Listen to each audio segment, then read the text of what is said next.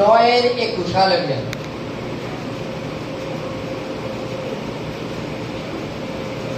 কিন্তু এখন কি প্রকারে দেখিতে পাইতেছে তা জানি না, এবং কেই বা ইহার চক্ষু খুলিয়া দিয়াছেন তাহাও আমরা জানি না।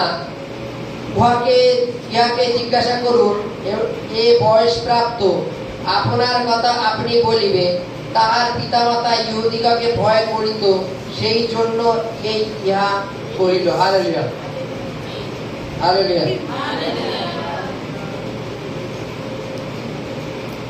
শাস্ত্রে একটা লাইন লেখা আছে জানো, তোমার জন্মদাতা পিতামাতা তোমাকে ভুলে যাবে, কিন্তু আমি তোমাকে কখনো ভুলবো না। জানো তো, জানো তো নাকি? হালেলুয়া। তোমার জন্মদাতা পিতামাতা তোমাকে ভুলে যাবে, কিন্তু আমি তোমাকে কখনো ছাড়বো না। বিভিন্ন ক্ষেত্রে আমরা হয়তো কোনো কারণে আমরা প্রভুর কাছে কিছু চেয়েছি, হয়তো প্রভু ওই মুহূর্তে দেননি, আমরা অভিমান করে প্রভুর কাছ থেকে সরে গেছি। আবার দুদিন পরে যখন আমার বিপদে পড়েছি, তিনি তাকে যখন আবার ডেকেছি, তিনি আবার উত্তর দিয়েছেন, তাই তো নাকি? তিনি কি সরে চলে গেছেন? কিন্তু জন্মদাতা মাতা পিতা যদি চলে যায়, আর সহজে আসবে না। হালেলুয়া।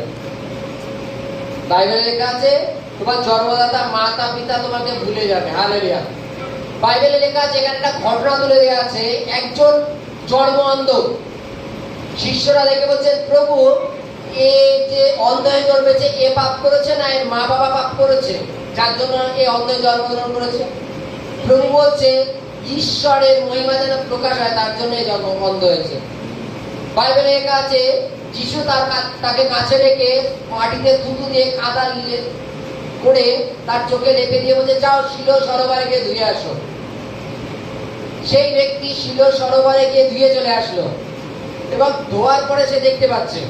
সবাই তাকে জিজ্ঞাসা করছে, আচ্ছা তুমি কি করে দেখতে পাচ্ছ? সে বলছে, যিশু নামে একজন লোক কাদা করে আমার চোখে লাগিয়ে দিয়ে বললো, যাও শিলো সরোবরে যাও, ধুয়ে ধো, তুমি দেখতে পাবে। এবং আমি তার জন্য দেখতে পাচ্ছি। একটা জিনিস দেখো, যে জগতের চর্চা এটা কখনো কমে না, কমে। ঠিক এই লাইনটা যখন ফরাসিদের কানে গেল, ফরাসিরা তাকে ডেকে বলছে, আচ্ছা তুমি কিভাবে সুস্থ হলে আমাদের বলো। সে বলছে, যিশু নামে একজন লোক সে কাদা করলো আমার চোখে লাগিয়ে দিল, আর বললো, যাও শিলো সরোবরে গিয়ে ধুয়ে আসো। আর আমি শিলো সরোবরে গিয়ে ধুয়ে দেখি, এখন দেখতে পাচ্ছি। তারা তাকে আরো আরো নিন্দা করা চালু করলো। তারা বলছে, চলো তাহলে মা বাবার কাছে যাওয়া যাক। তার মা বাবার কাছে গিয়ে বলছে, আচ্ছা এটা কি আপনার ছেলে? বলছে, হ্যাঁ এটা আমার ছেলে। বলছে, কি অন্ধ ছিল না চোখে দেখতে পারতো জন্মের থেকে? বলছে, আমি তো জানতাম অন্ধ ছিল। তো বলছে, এখন কি করে দেখতে পাচ্ছে বলেন? বলছে, কি করে দেখতে পাচ্ছে তো আমি বলতে পারবো না। ও বলার মতো লোক, মানে এক কথা যাকে বলি আমরা 18 বছর হয়ে গেছে, প্রাপ্ত বয়স্ক হয়ে গেছে, ওর কাছে জিজ্ঞাসা করো। ও 18 বছর হয়ে গেছে, ওর কাছে জিজ্ঞাসা করে। আমরা বলতে পারবো না, কেননা যদি আমরা বলতে যাই তাহলে ইহুদিরা আমাদের এসে সমাজ বন্ধ করে দেবে, আমাদের তাড়না করবে, আমাদের বাড়ি ঘর ভেঙে দেবে। আমরা ভাই দোষ আমাদের গাড়ি নেবো না, তুমি ছেলের কাছে ডাইরেক্ট শুনে নাও। হালেলুয়া।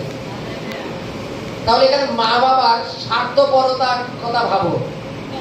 যে মা বাবা তাকে জন্ম দিয়েছে, জন্মের থেকে অন্ধ ছিল, এখন তার সন্তান চোখে দেখতে পাচ্ছে, তার জন্য তার আনন্দিত বা প্রফুল্ল হওয়া প্রয়োজন ছিল, তাই তো নাকি? আনন্দিত হওয়া উচিত ছিল তো, যে আমার ছেলে জন্মের থেকে অন্ধ, এখন দেখতে পাচ্ছে, চলো যেই করুক না কেন আমরা তার গৌরব করি। তার মা বাবা দেখছে আমার বদ্ধ যদি ভেঙে দেয়, আমরা যদি সমাজ বন্ধ করে দেয়, আমরা যদি কোন টর্চার করে, তার জন্য বলছে, আমরা জানি না, ওর 18 বছর হয়ে গেছে, তোমরা ওর কাছে জিজ্ঞাসা করো। হালেলুয়া। শাস্ত্রে কেন লিখেছে যে তোমার জন্মদাতা মাতা পিতা তোমাকে ভুলে যাবে, কিন্তু ঈশ্বর সদাপ্রভু কখনো তোমাকে ভুলবে না। এই অন্ধ ব্যক্তি সুস্থ হওয়ার পিছনে আরেকটা সব থেকে বড় কারণ, যখন যীশু খ্রিস্ট তাকে কাদা লেপে দিল, চোখে কাদা করে লেপে দিয়ে বলছে, যাও শিলো সরোবরে গিয়ে ধুয়ে আসো। সরোবর কথার অর্থ কি আমরা জানি? এক কথায় জলাশয় বলে যাকে। হালেলুয়া।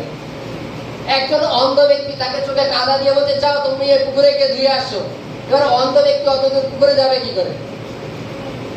পুকুরে গেলে পড়েও যেতে পারে, পারে তো নাকি?